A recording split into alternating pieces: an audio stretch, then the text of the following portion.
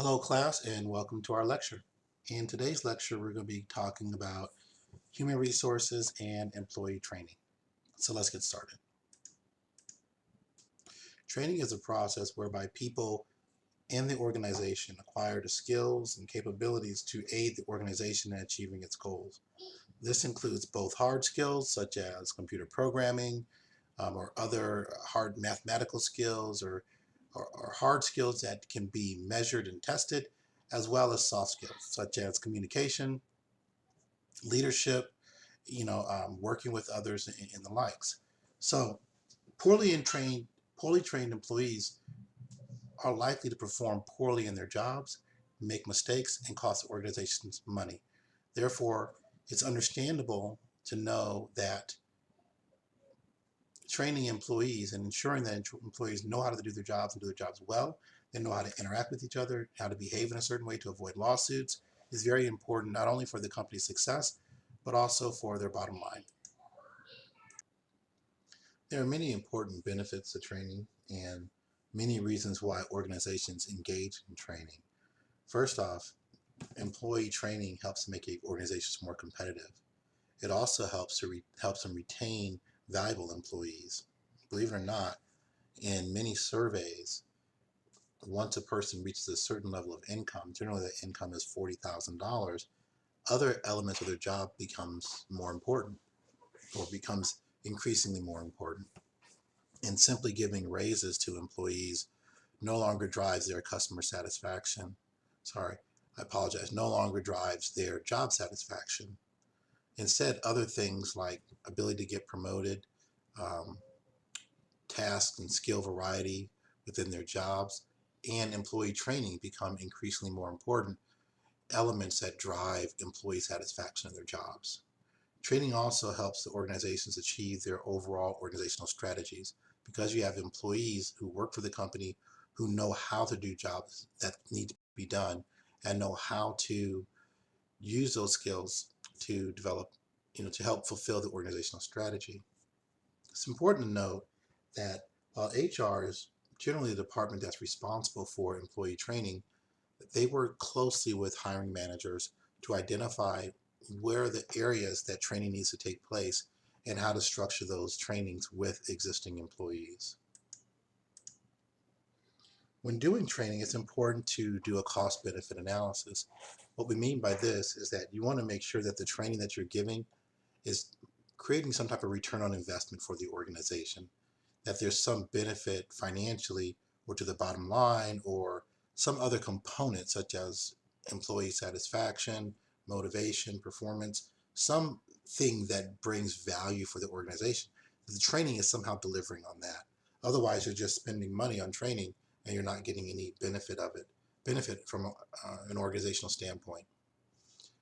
In order to determine what type of training is effective, how much you should spend on training, what type of performance enhancements you should expect, you can engage in benchmarking. And if you recall from other lectures that we've talked about, benchmarking is a process of comparing your company's performance, results, and actions on some metric or some phenomenon to that of other companies in your industry.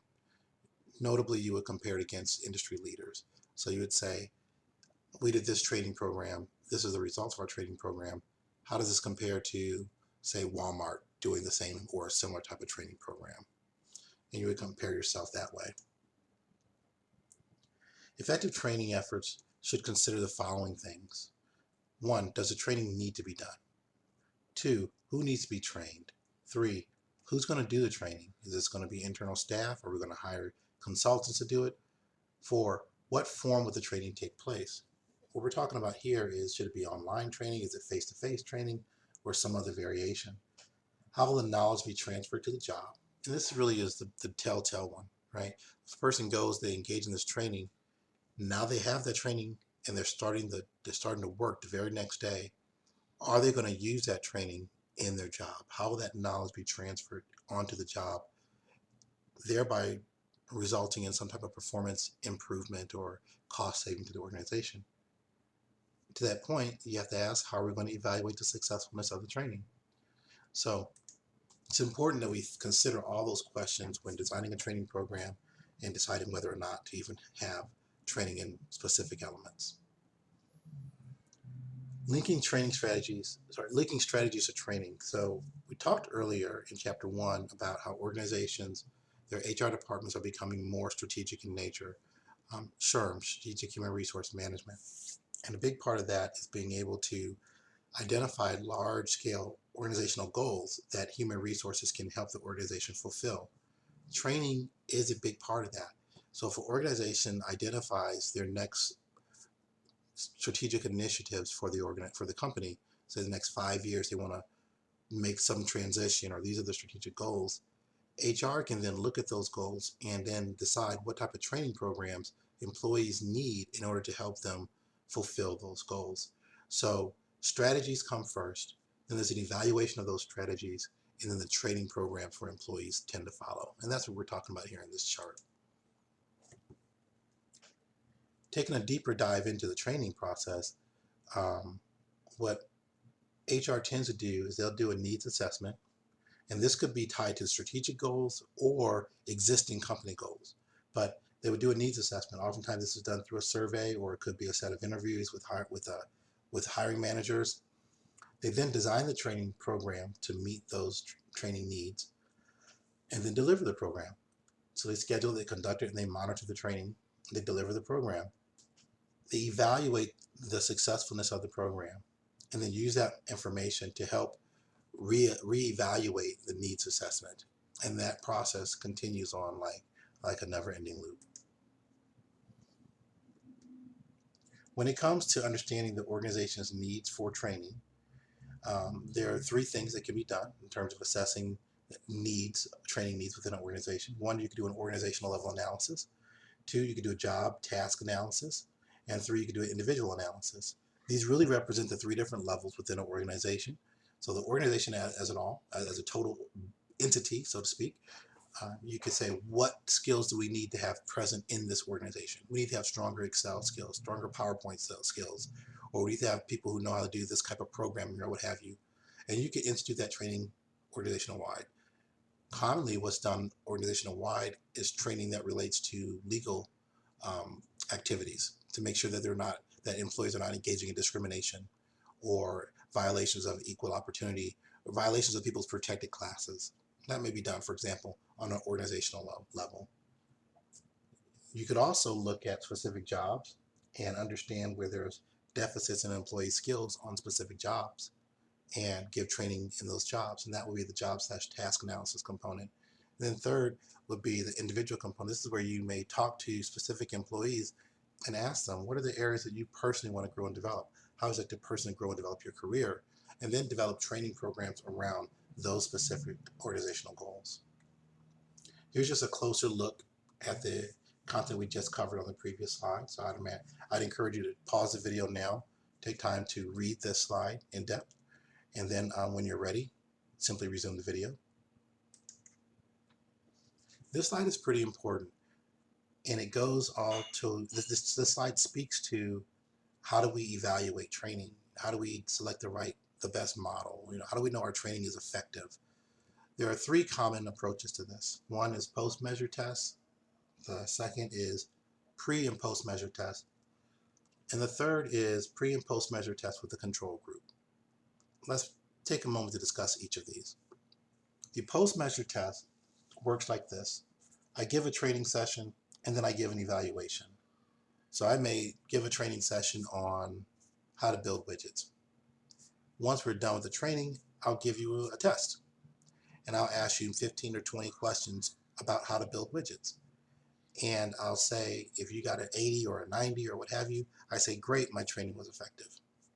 Now we could look at this approach and see a whole number of flaws with this approach. 1, what if you were an expert widget maker to start with? So you didn't learn anything from the training, but you scored really high on the evaluation. The performance of the evaluation is not a direct reflection on how effective the training program was. There are too many other variables that could explain a person's performance on the test, which are completely separate from the actual training module that a person took. So let's take a look at the next measure, the pre-post test measure. In this example, we would have you take a test at the beginning before you have the training. You would then take the training, and then we give you a test once the training is finished. And what we're looking at here is the differences between the two scores. So exam A, before you had any training, let's say you scored 50. Exam B, this is an exam after the training, you scored 70. So here we would look at the differences between the two, which is 20 in this case. And we'd say, well, there's been an improvement of 20. Therefore, the training was effective.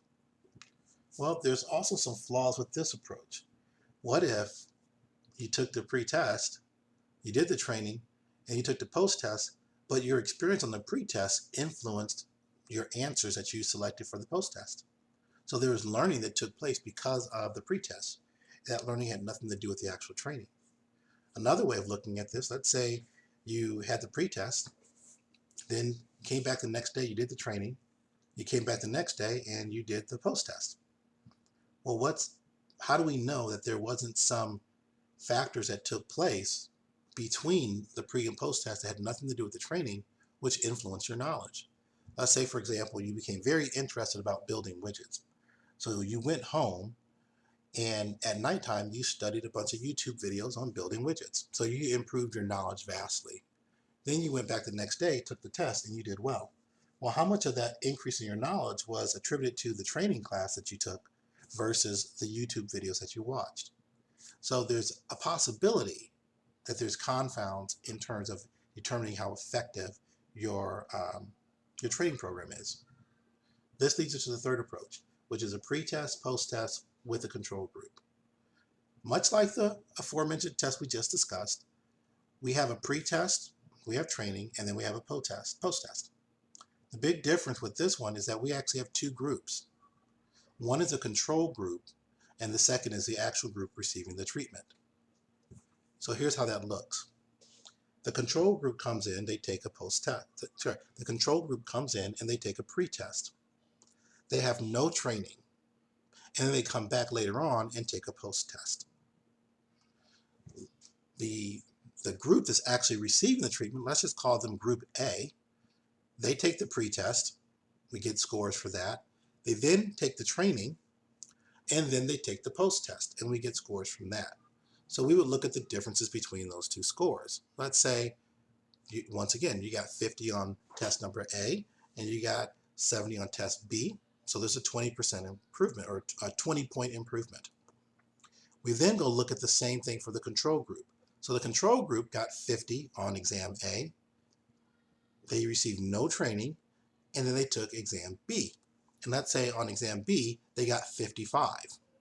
So we could conclude then that the improvement as a result of the training is actually 15, because there's a 5-point improvement just because a person took the first test. So this is what pre-test, post-test with a control group looks like. Please take time to re-listen to this section as many times as you need to fully understand the differences between the evaluation methods. There are questions that will come up on the exam and quizzes regarding this. Transfer training occurs when a trainee actually uses what they've learned on the job, and it sticks with them over time. So the whole purpose of training for organizations in general is so that you would have transfer training, so that the knowledge that a person learns will actually be implemented on the job, ideally to the point of helping with performance or helping to reduce expenses or something that makes the company more profitable in the long run.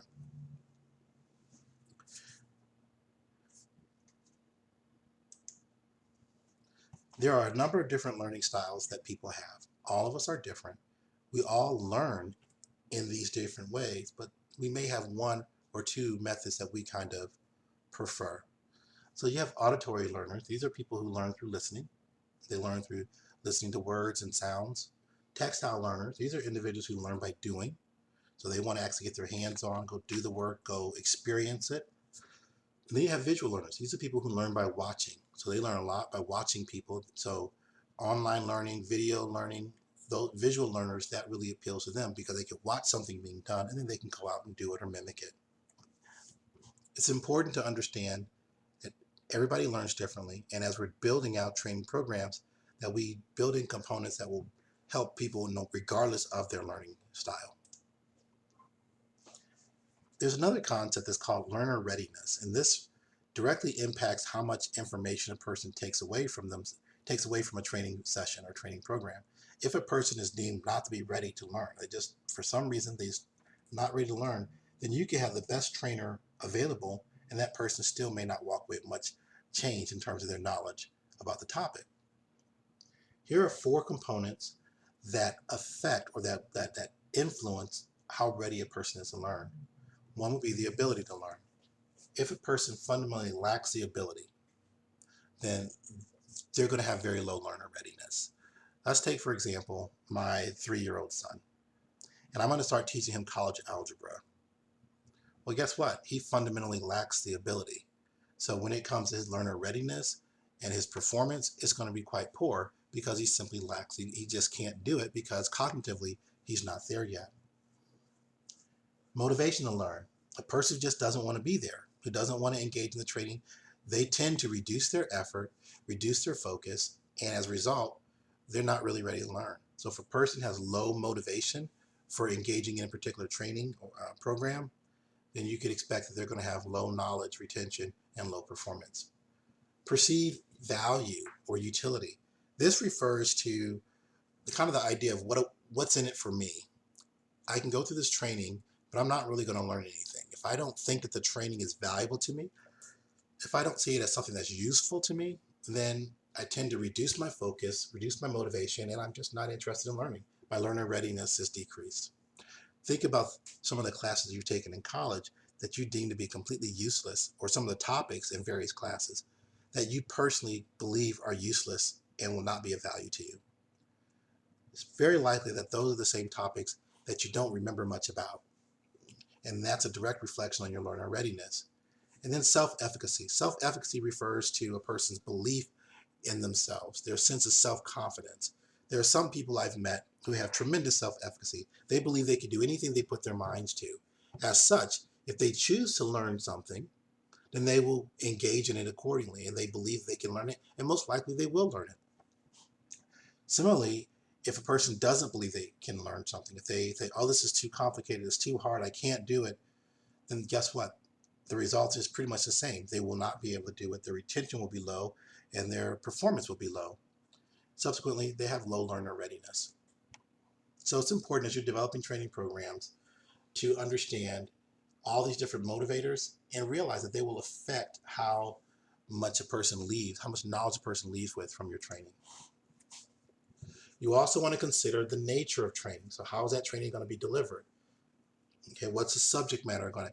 These are components that are on this slide that will affect which mode of delivery you choose to implement for your training. So as you're trying to decide, should it be online training? Should it be face-to-face? Should it be part of a conference? Should it be video call?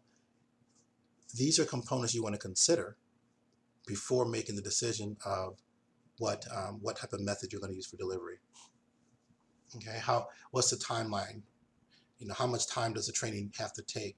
Where are people geographically located at? If people are dispersed widely around the country, then you may want to consider some type of electronic training.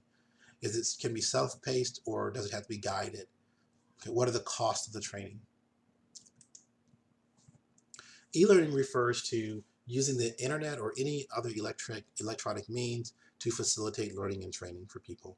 Some common examples are distant learning, simulations, and blended learning. Blended learning means it's a combination of online learning with face-to-face communication and face-to-face training. There's some advantages and disadvantages to e-learning. For the sake of time, I'm not going to read through all these bullets. I recommend that you pause the video and read through each of these bullets so you understand the gist of what is an advantage and what is a disadvantage when it comes to e-learning. But I will point out that an advantage is that e-learning can be self-paced. People can proceed or progress in their own timelines, and it enables people to kind of exercise some control and autonomy over their training. Disadvantages that it may cause anxiety. People may have questions and they don't feel they can easily get those questions answered. Orientation. Whenever you hire a new employee, they typically undergo some form of organizational orientation. This is where people come into the company And you may sit with HR for an hour or maybe even a day, depends on the company, and learn all about that organization. Typically for orientation, you're not learning about the specific job you're going to be working in. That's going to be left to your hiring manager to do that training. But orientation is done by HR, where they're going to teach you about the corporation, the culture of the company, any elements related to HR in terms of like your bonuses, your pay, your compensation, insurance, 401k, all those types of things. You'll learn about it in orientation. So when you're trying to plan an orientation and you want it to be effective, here's some components that you should consider. You want to make sure that you create a favorable impression about the company with all the new employees. You want to provide company information. You want to help tie their work experiences into the company so people can see how their work would benefit the company overall. And really a big part of it is socialization. You want to help people understand the rules and the policies, the procedures of the company that they work in, and do whatever you can to help their employees increase their productivity quickly. When it comes to evaluating orientation program to see whether or not it's successful, you can look at a number of different metrics. One would be tenure turnover rate. So how long is a person staying with the company? New hire failure factor. So this would be, we've been hiring new people. How quick, and some of them are not going to work out. So how quickly are they failing and for what reasons are they failing? Employee upgrade rate, development program participation. So these would be some metrics that you can look at when trying to understand is your orientation successful or not. Many companies nowadays are global in nature, especially your Fortune 500. So they're going to have operations in their home country. And for us, we're talking about the United States, but they're going to have operations in their home country and also operations in other countries. So HR plays a role in helping to train employees for global assignments.